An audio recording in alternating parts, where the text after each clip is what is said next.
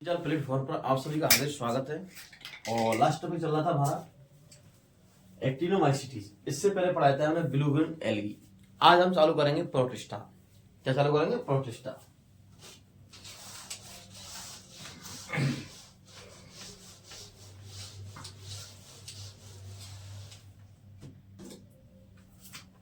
Second हमारा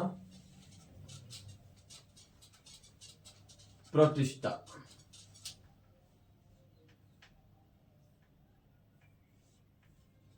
protista protista protista क्या है? एक कोश की यूकैरियोट है। कैसा है? प्रोटिस्टा के बारे में जानते हैं तो एक कोश की है, एक कोश की है यूकैरियोट। एक कोश के यूकैरियोट है। क्या है? एक कोश की यूकैरियोट है। और इस यूकैरियोट है, इसको हमने चार भागों में बांटा है। कितने? चार भागों में। तो पहला फर्स्ट है हमारा डायनोफ्लैजिलेट। डायनोफ्लैजिलेट। सेकेंड हमारा डायटम, इसको बोलते हैं गोल्डन एल्गी। डायटम को बोलते हैं गोल्डन एल्गी। ठीक है। थर्ड है हमारा यूग्लिनोइड।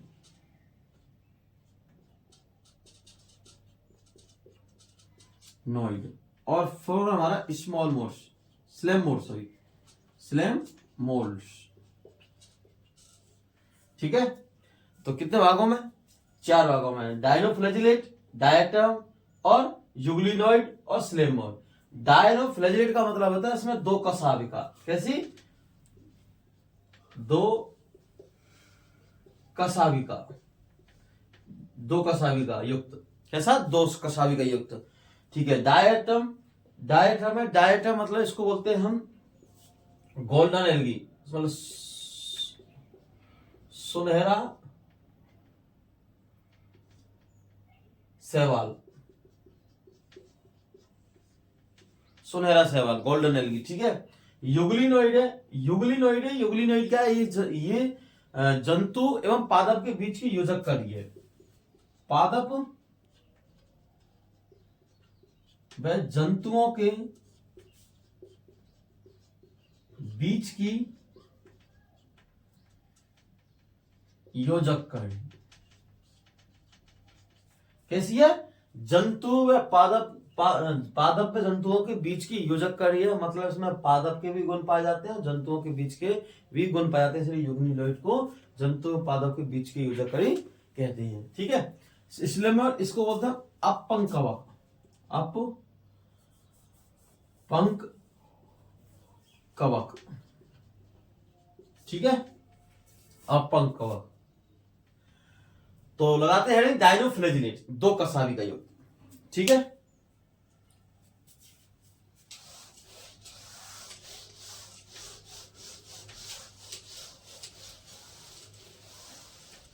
तो फर्स्ट लगाते हैं हम डायनोफ्लैजिलेट, ए नंबर।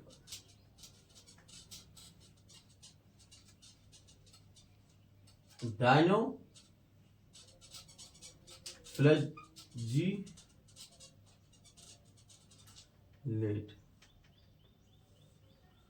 डायनोफ्लैजिलेट।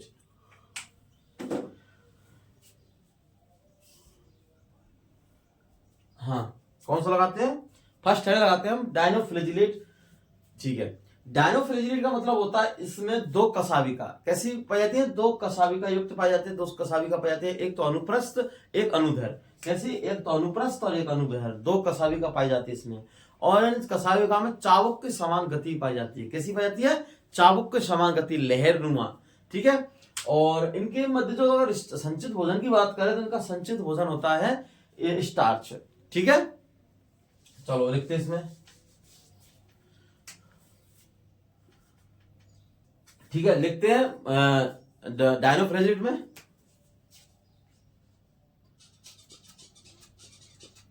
पायरोफाइटा।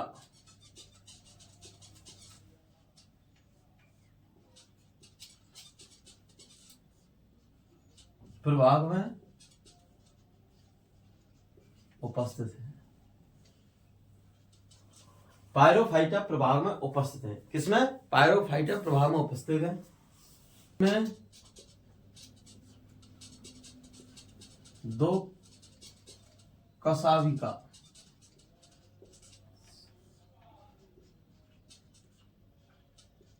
पाई जाती है।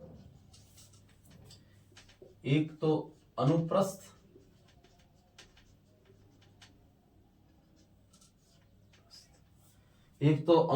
और दूसरी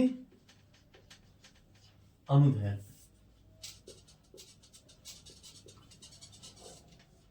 कौन सी है? इसमें दो कशाभिका पाई जाती है, एक तो अनुप्रस्थ और दूसरी क्या है? अनुदैर्घ्य।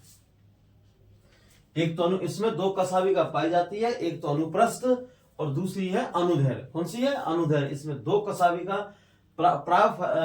पायरोफाइटा प्रभाग में उपस्थित होता है। कौन? डायनोफ्लैजिलेट। और डायनोफ्लैजिलेट का मतलब होता है इसमें दो कशाभिका पाई जाती हैं। कैसी पाई जाती हैं? दो कशाभिका, एक तो अनुप्रस्थ और एक अनुदैर्घ्य। और इन कशाभिकाओं में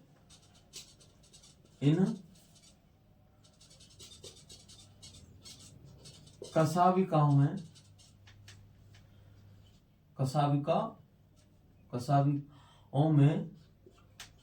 चाबुक के समान गति पाई जाती है। कैसी पाई जाती है? चाबुक के समान गति पाई जाती है। कैसी? चाबुक के समान। इनमें एक लहर उत्पन्न होती है। कैसी? लहर उत्पन्न होती है। और किसमें? इन कशाभिकाओं में एक लहर चाबुक के समान। ठीक है। दूसरी, अगर इनकी बात करें मैं संचित भोजन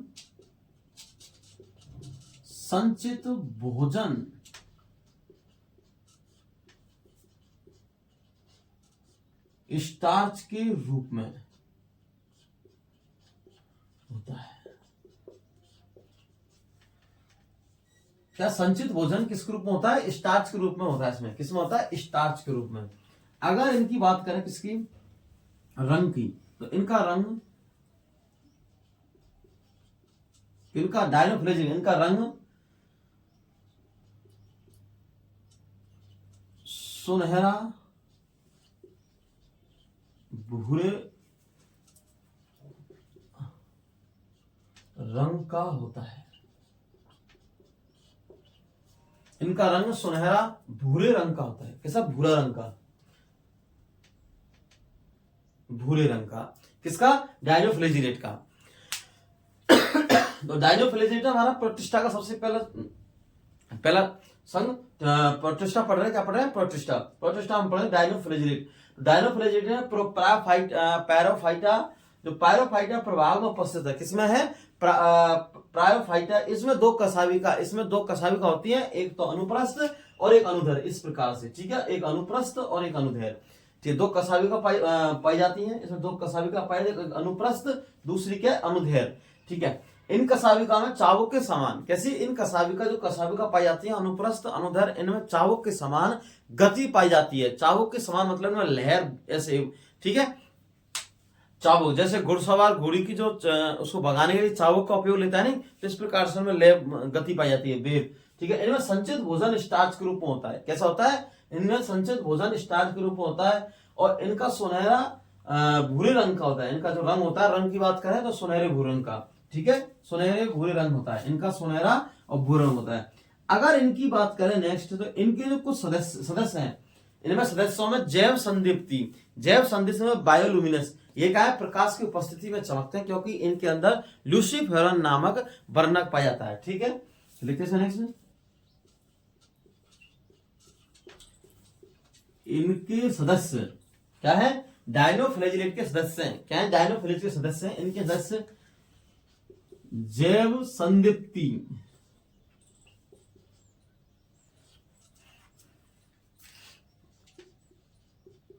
बायोलुमिनस, क्या है? बायोलुमिनस उत्पन्न करते हैं।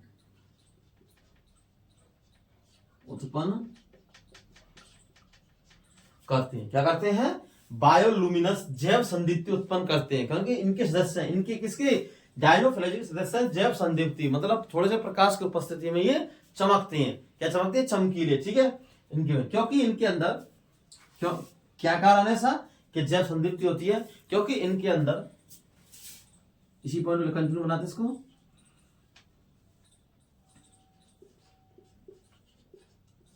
क्योंकि इनके अंदर क्या है? क्योंकि इनके अंदर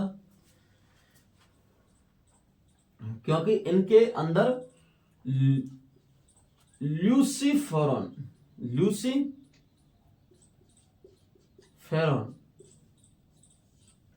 क्योंकि इनके अंदर ल्यूसीफेरन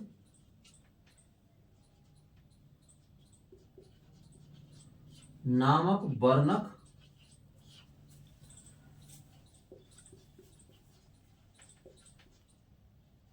उपस्थित होता है।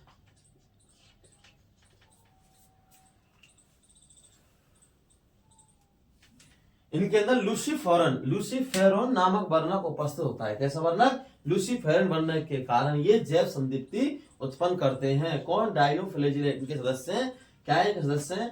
तो इनके सदस्य क्या करते हैं? डायनोफ्लेजिलेट के कारण, मतलब डायनोफ्लेजिलेट सदस्य हैं, क्या करते हैं? जैव संदीप्ति उत्पन्न करते हैं। जैव संदीप्ति उत्पन्न करने के कारण है क्योंकि इनके अंदर लूसीफेरॉन नामक वर्णक उपस्थित होता है। कैसा होता है? लूसीफेरॉन नामक वर्णक उपस्थित होता है, जिसके कारण जैव संदीप्ति उत्पन्न करते हैं। मतलब ये प्रकाश की उपस्थिति में चमकते हैं। ठीक है, चमकने का कारण कुछ भी हो सकता है, जैसे अपने शत्रुओं से रक्षा करना इसका, या फिर मतलब कि शत्रुओं से अचानक अपने आप को बचाना, सबको सचेत करना, बाकी सदस्यों को। ठीक है, अब अगर इसकी बात करें उदाहरण की, एग्जाम्पल की, तो इसके अंदर डायनोफ्लेजिक के एग्जाम्पल है।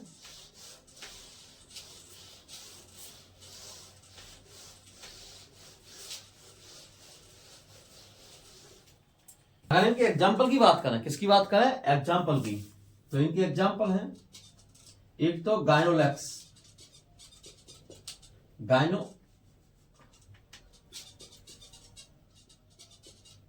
गायनोलैक्स, किसकी बात करें? गायनोलैक्स की। इसको बोलते हैं हम फायर एल्गी।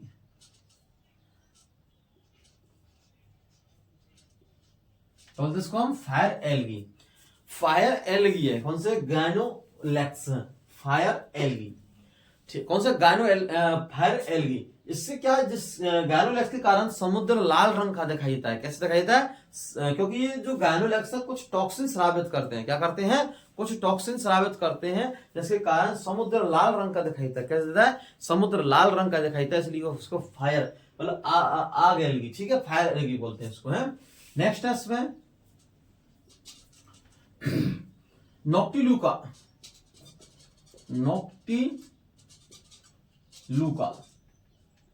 नॉक्टिलूका, इसको बोलते हैं हम नाइट घोस्ट एल्गी। क्या बोलते हैं इसको हम? Night ghost algae.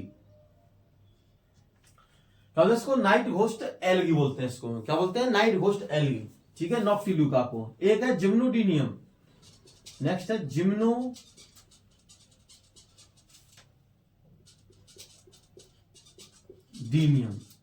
नेक्स्ट कौन सा? जिम्नोडीनियम। ठीक है, और एक और लास्ट है इसका पायरोसिस्ट।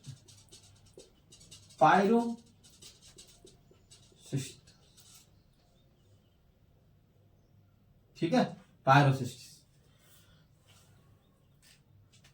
अब देखो, पहला है गायनोलैक्स।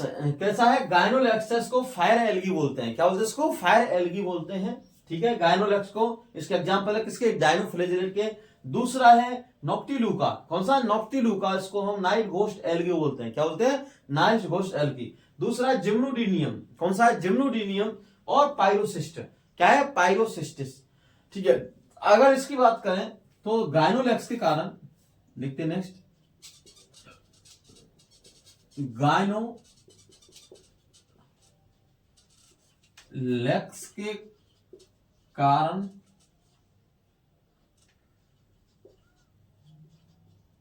समुद्र का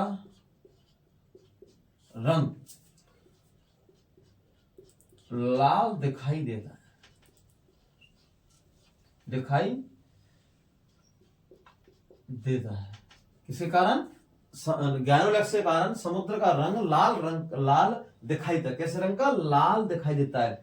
ऐसा लगता है जैसे मानो कि समुद्र में आग लगी हुई है, जैसे पूरा समुद्र लाल रंग का दिखाई देता है। ठीक है, कैसे कारण? गायनोलेक्स के कारण। क्योंकि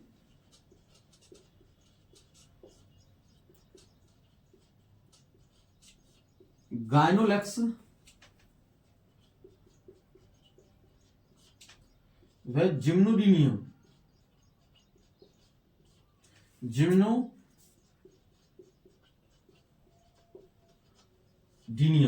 गायनोलेक्स और जिम्नोडीनियम टॉक्सिन स्रावित करते हैं। कैसे?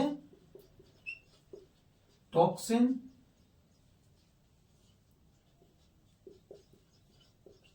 स्रावित करते हैं। जो गायनोलेक्स जिम्नोडीनियम है, ये क्या करते हैं? टॉक्सिन स्रावित करते हैं। टॉक्सिन स्रावित करते हैं, जहरीला पदार्थ स्रावित करते हैं। क्या करते हैं? जहरीला पदार्थ स्रावित करते हैं, टॉक्सिन स्रावित करते हैं, जिससे जिसकी चपेट में आने से जिसकी चपेट में जिसके ले लो, जिसके संपर्क में आने पर, जिसके संपर्क में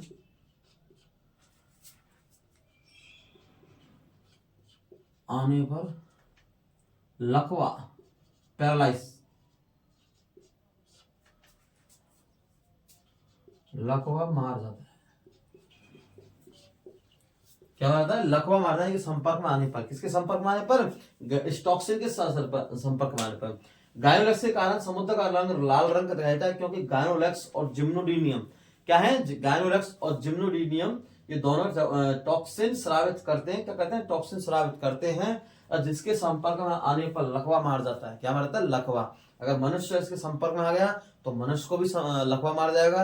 और कोई जानवर है, क्या जानवर है, उसको भी लकवा मार जाएगा। क्या हो जाएगा? लकवा मार जाएगा, मतलब पैरालाइज हो जाएगा, उसका शरीर कोई काम करना बंद कर देगा। ठीक है, तो इतना जहरीला पदार्थ होता है कौन?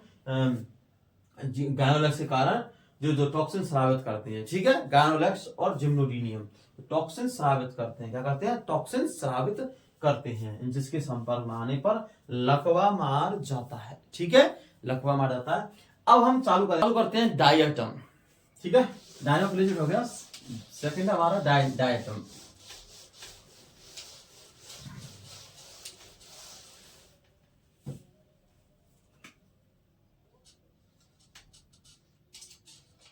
डायटम इसको बोलते हैं गोल्डन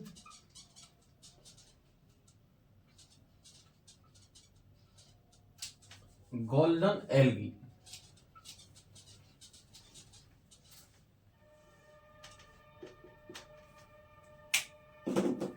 डायटम मतलब गोल्डन एल्गी। इसको किसको बोलते हैं? Diatom golden algae. किसको? डायटम को। ये बेसिलियोफाइटा प्रभाव,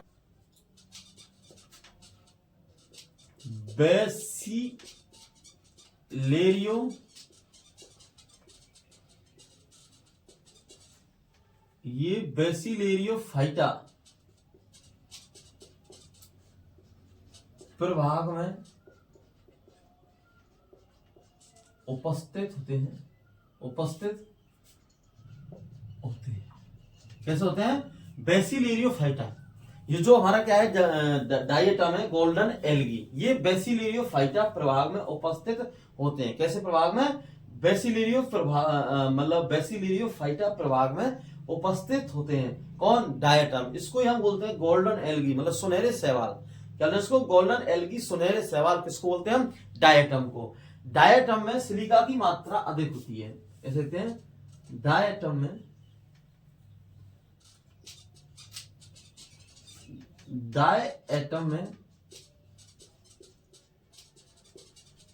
सिलिका की मात्रा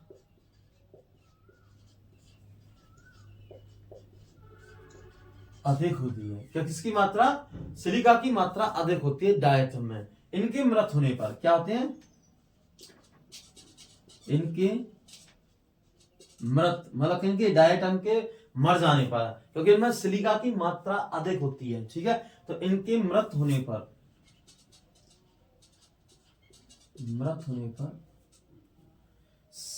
मृदा में,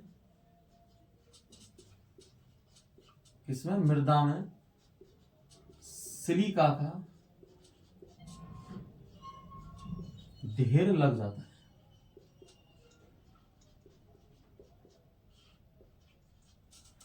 इनके मृत होने पर मृदा में सिलिका का ढेर लग जाता है। क्या लगता है? सिलिका का ढेर लग जाता है। क्योंकि इनके मृत होने पर मृदा में सिलिका का ढेर लग जाता है, जिसे हम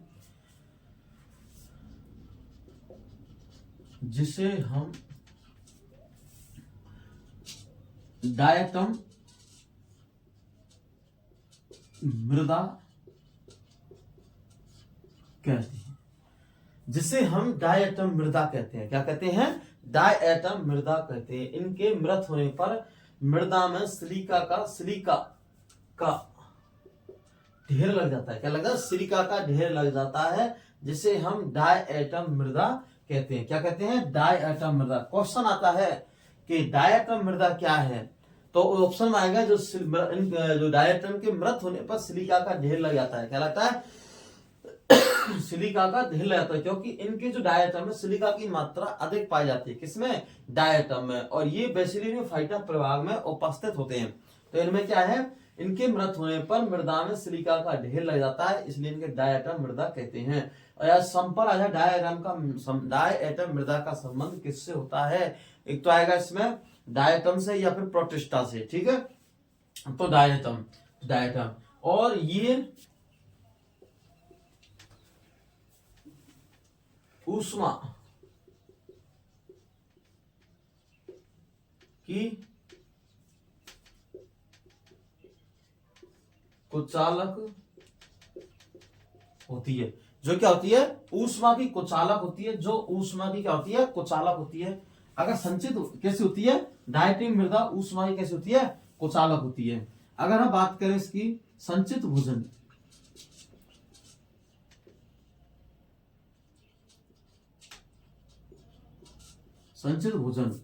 तो संचित भोजन इसमें लुकोसीन। कैसी है? संचित भोजन लुकोसीन। कौन सा संचित भोजन? लुकोसीन। संचित भोजन लुकोसीन है। कौन सा है? लुकोसीन है। एक प्रकार की प्रोटीन है। कैसा है? प्रोटीन। एक प्रकार की प्रोटीन है। कैसी है? प्रोटीन है।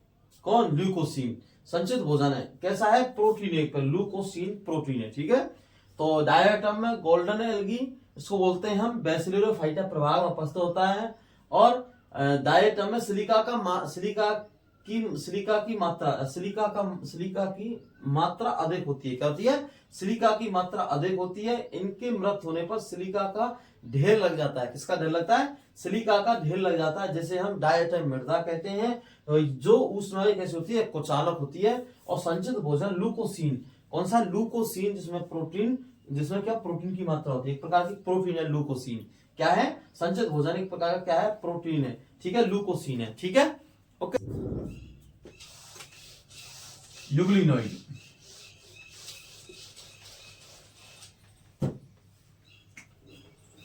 थर्ड मतलब सी नंबर का है। यूग्लिनोइड।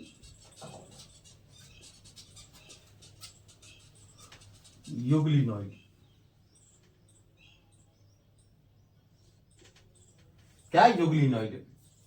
यूग्लिनोइड को सबसे पहले हम यूग्लिनोइड प्रभाव उपस्थित होता है, लिखते हैं इसमें।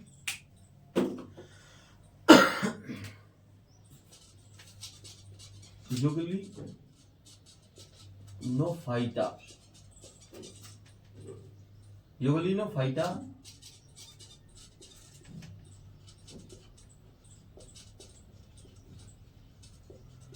प्रभाव में उपस्थित होता है। कौन से में? यूग्लिनोफाइटा। जो यूग्लिनोइड है, ये क्या होते हैं? यूग्लिनोफाइटा प्रभाव उपस्थित होते हैं। अगर इसकी नेक्स्ट बात करें तो यूग्लिनोइड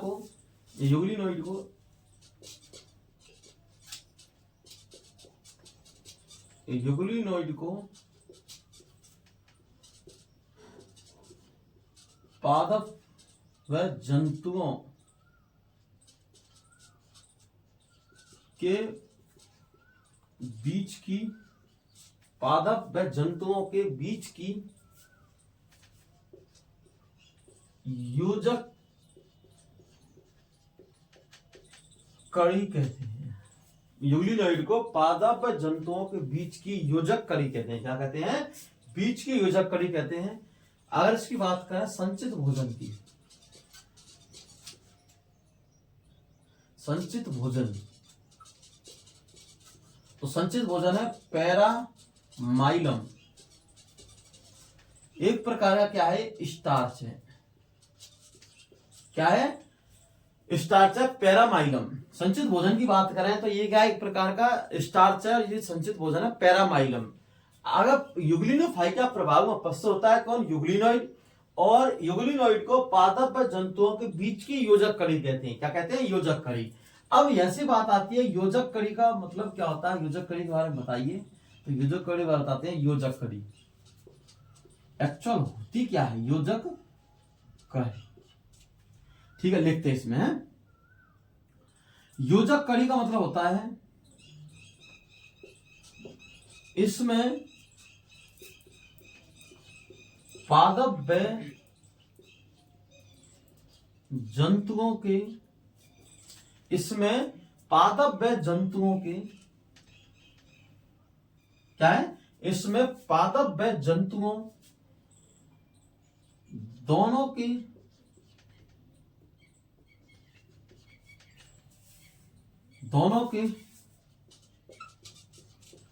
गुण पाए जाते हैं। क्या होते हैं? दोनों के गुण पाए जाते हैं। योजक कड़ी का इसमें पादप एवं जंतुओं दोनों के गुण, कैसे? दोनों के गुण पाए जाते हैं। कैसे पाए जाते हैं? दोनों के गुण पाए जाते हैं। किसमें? इसमें पादप व जंतु दोनों के गुण पाए जाते हैं। किसमें? यूग्लिनॉइड में। किसमें? यूग्लिनॉइड में। इसमें पादप व जंतु दोनों के गुण पाए जाते हैं। किसमें? योजक कड़ी में। योजक कड़ी का मतलब होता है इसमें जंतु पादप दोनों के गुण पाए जाते हैं, दोनों गुण समान पाए जाते हैं इसमें, क्योंकि ये पादप की तरह व्यवहार करे और जंतुओं की तरह व्यवहार करे। कौन? यूग्लिनॉइड। ठीक है, अगर बात करें जंतुओं के गुण और पादपों की, जंतुओं का मतलब होता है पेलिकल प्रोटीन का आवरण पाया जाता है। किसका? पहला लिखते हैं पेलिकल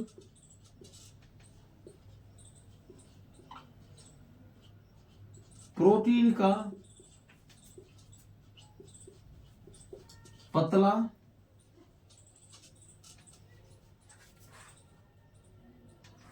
पेलिकल प्रोटीन का पतला आवरण पाया जाता है। पेलिकल प्रोटीन का पतला आवरण पाया जाता है। कैसा पाया जाता है? पेलिकल प्रोटीन का पतला आवरण पाया जाता है। किसमें? जंतुओं में है। जंतु की बात करें तो, और कोश का भित्ति का अभाव होता है। और परपोषी प्रकृति, कैसी? परपोषी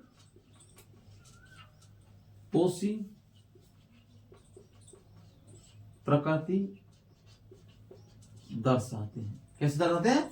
परपोषी प्रकृति दर्शाते हैं। ठीक है, तो इसमें पेलिकल कौन सी? पेलिकल प्रोटीन का पतला आवरण पाया जाता है, कोश का भित्ति का अभाव होता है और परपोषी प्रकृति दर्शाते हैं। परपोषी का मतलब है ये दूसरे पर आधारित भोजन करते हैं। ठीक है, परपोषी का। इसकी बात करें तो इसमें हरित लवक, इसको क्लोरोप्लास्ट बोलते हैं, हरित लवक उपस्थित होता है। क्या होता है? इसमें हरित लवक उपस्थित होता है। हरिम वर्णक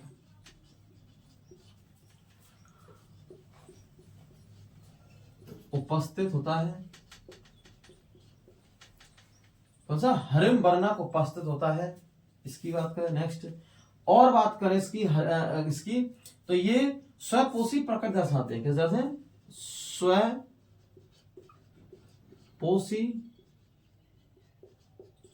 प्रकृति दर्शाते हैं। किस दर्शाते हैं, स्वपोषी प्रकृति दर्शाते हैं। कैसे, स्वपोषी प्रकृति मतलब स्वयं भोजन बनाते हैं। क्या बनाते हैं, स्वयं भोजन, प्रकाश की उपस्थिति में। किसकी उपस्थिति में, स्वपोषी मतलब होता है प्रकाश संश्लेषण क्रिया द्वारा, प्रकाश संश्लेषण की क्रिया द्वारा। ठीक है, अगर इसकी और पॉइंट की बात करें तो इसमें कोशिका वृत्ति मिलती है जो कि जंतुओं में एब्सेंट होती है। कोशिका वृत्ति पाई जाती है। अब देखो, हमारा था युगलिनोइड, और युगलिनोइड को हमने युगलिनोफाइटा प्रभाग में उपस्थित है। किसमें है, युगलिनोफाइटा प्रभाग में उपस्थित है। युगलिनोइड को पादप जंतुओं के बीच की योजक कड़ी कहते हैं। क्या कहते हैं, पादप जंतुओं के बीच की योजक कड़ी कहते हैं। किसको, युगलिनोइड को। युगलिनोइड को पादप जंतुओं के बीच की क्या कहते हैं, योजक कड़ी कहते हैं। क्या कहते हैं, योजक कड़ी। योजक कड़ी का मतलब होता है कि इसमें पादप जंतु दोनों के गुण समान हो। कैसे हो, दोनों के गुण समान हो, इसलिए इसको युगलिनोइड को पादप जंतुओं के बीच की योजक कड़ी कहते हैं। क्या कहते हैं, पादप जंतुओं के बीच की योजक कड़ी कहते हैं। योजक कड़ी में मतलब होता है कि इनमें दोनों के गुण कैसे हो, दोनों के गुण पाए जाते हो। पादप के गुण भी पाए जाते हैं, जंतुओं के गुण भी पाए जाते हैं। किसके, पादप के गुण भी पाए जाते हैं, जंतुओं के गुण पाए जाते हैं। अगर पोषण की बात करें तो जंतुओं की तरह ये परपोषी या विषम पोषी मतलब दूसरे पर आधारित भोजन करना। ठीक है, और अगर इसमें पादप की बात करें तो पादप में ये स्वपोषी मतलब स्वयं भी अपना भोजन बना सकती है। अगर प्रकाश की उपस्थिति है तो जो युगलिनोइड है ये स्वयं भोजन बनाती है। क्या बनाती है, स्वयं भोजन बनाती है। और अगर बात करें तो अगर प्रकाश नहीं है तो प्रकाश की अनुपस्थिति में ये स्वयं अपना भोजन नहीं बनाती है, दूसरे पर आधारित होती है, सड़े गले पदार्थों से अपना भोजन प्राप्त करती है। तो युगलिनोइड हो गई। दूसरी बात करें तो इसमें क्या होता है कि जो जंतु हैं, जंतुओं के समान अगर ये गुण दर्शाती है, मतलब जंतुओं के समान लक्षण दर्शाते हैं, गुण दर्शाती है, तो इसका कारण क्या है कि इसमें पेलिकल प्रोटीन का पतला आवरण पाया जाता है। किसमें, युगलिनोइड में। कारण क्या है भाई, जंतु की तरह ये गुण दर्शा रही है, कहते परपोषी प्रकृति दर्शा रही है, मतलब जंतुओं की तरह ये क्या होता है, इनमें जंतुओं की तरह इनमें पेलिकल प्रोटीन का पतला आवरण पाया जाता है। कैसा, जो इनको परपोषी प्रकृति प्रदर्शित करवाता है। परपोषी प्रकृति प्रदर्शित करवाने के लिए इनको पेलिकल प्रोटीन का आवरण पाया जाता है। किसका पाया जाता है, पेलिकल प्रोटीन का आवरण पाया जाता है। कोश का भित्ति का अभाव होता है। क्या होता है, कोश का भित्ति का। तो कोश का भित्ति हमारी मिलती है पादपों में। क्या मिलती है, पादपों में। अगर बात करें पादपों की तरह, पादप के वगैरह गुण रखाती है, तो पादप के वह समान ये गुण रखती है, लक्षण रखती है। तो कारण क्या है कि इसमें हरित लवक उपस्थित होता है। हरित लवक का मतलब होता है क्लोरोप्लास्ट। क्या होता है, क्लोरोप्लास्ट। जब सूर्य के प्रकाश की उपस्थिति में अपना भोजन बनाएंगे युगलिनोइड, तो क्या करेंगे, क्लोरोप्लास्ट द्वारा सूर्य के प्रकाश की उपस्थिति में भोजन बनेगा। ठीक है, और स्वपोषी प्रकृति, स्वपोषी का मतलब होता है प्रकाश की उपस्थिति में स्वयं भोजन बनाना। और जब ये स्वयं पोषी भोजन पर, तो पादपों में तो इनमें कोश का भित्ति भी पाई जाती है। क्या पाई जाती है, कोश का भित्ति पाई जाती है। तो इनमें ये दोनों लक्षण है। जंतुओं में पेलिकल, अगर जंतुओं की तरफ बढ़ जाते हैं तो इनमें ये भी पाए जाते हैं, पेलिकल प्रोटीन का आवरण, कोश का भित्ति का अभाव, परपोषी प्रकृति। और पादपों की बात करें तो हरित लवक उपस्थित होता है, हरिम वर्णक उपस्थित होता है, स्वपोषी प्रकृति दर्शाती है, प्रकाश क्रिया द्वारा भोजन बनाती है, और कोश का भित्ति पाई जाती है। क्या पाई जाती है, कोश का भित्ति पाई जाती है। तो इस प्रकार युगलिनोइड है, इसको योजक कड़ी इसलिए कहते हैं क्योंकि इसमें ये भी लक्षण पाए जाते हैं और ये भी लक्षण पाए जाते हैं। अगर प्रकाश है तो इसकी उपस्थिति में बनाएगी, और प्रकाश नहीं है तो इसमें बनाएगी, जंतु व्यवहार करेगी। ठीक है, और अगर इसकी संचित भोजन की बात करें तो पैरामाइलम जो एक प्रकार का क्या होता है, स्टार्च होता है। अब इसकी क्या करें, संचित भोजन की बात करें, किसके की, कि इसके यूग्लिनोइड की, तो यूग्लिनोइड में संचित भोजन होता है पैरामाइलम। क्या होता है? पैरामाइलम। ठीक है, हो गया, करते हैं हम।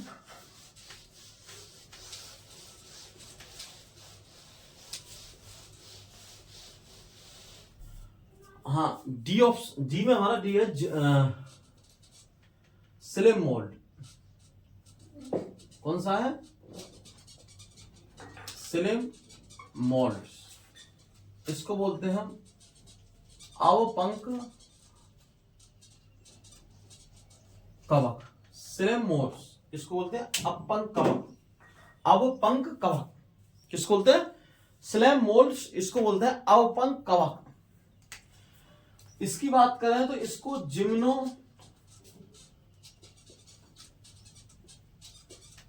माइकोटा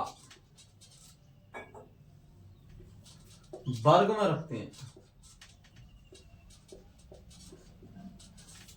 इसकी बात आए अपंक कवक की, स्लेम मोर्स की, इसको कौन से वर्ग में रखते हैं? तो जिम्नोमाइकोटा। कौन सी? जिम्नोमाइकोटा। कौन सा है? जिम्नोमाइकोटा। किसमें रखते हैं? जिम्नोमाइकोटा में रखते हैं। ठीक है, अगर इसकी बात करें तो इसको बोलते हैं एसक्त कवक।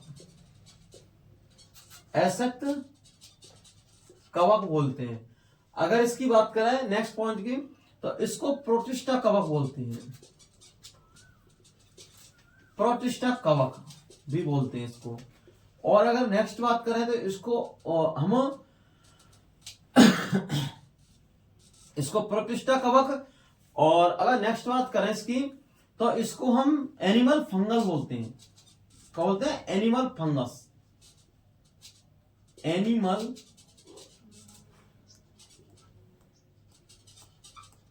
फंगस बोलते हैं। क्या बोलते हैं? एनिमल्स फंगस बोलते हैं प्रोटिस्टा कवक। किसको? स्लेम मोर्स को। प्रोटिस्टा कवक एनिमल फंगस। तो किसकी बात करें हम? स्लेम मोल्ड्स की, तो स्लेम मोल्ड्स का मतलब अपंक कवक जिम्नोमाइकोटा वर्ग में रखते हैं। एसक्त कवक बोलते हैं, प्रोटिस्टा कवक बोलते हैं, एनिमल फंगस बोलते हैं। क्या बोलते हैं इसको? एनिमल। एसक्त कवक का मतलब होता है ये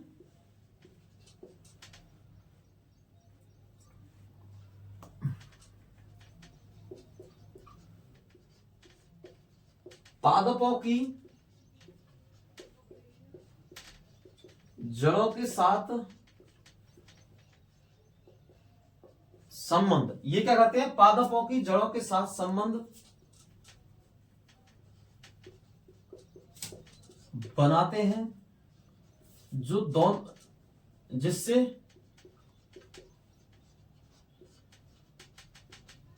दोनों को लाभ मिलता है। क्या बोलता है? दोनों को लाभ मिलता है। तो ठीक है, तो इस स्लेम मोर्स को इसको बोलते हैं अपंक कवक जिम्नोमाइकोटा वर्ग में रखते हैं। एसक्त कवक बोलते हैं प्रोटिस्टा कवक। प्रोटिस्टा कवक बोलते हैं एनिमल फंगस बोलते हैं। क्या बोलते हैं? Animal fungus. अगर बात करें एसक्त कवक की, तो ये पादपों की जड़ों के साथ संबंध बनाते हैं, जिससे दोनों को लाभ मिलता है। क्या मिलता है? दोनों को लाभ मिलता है। ठीक है, मिलते हैं नेक्स्ट वीडियो में।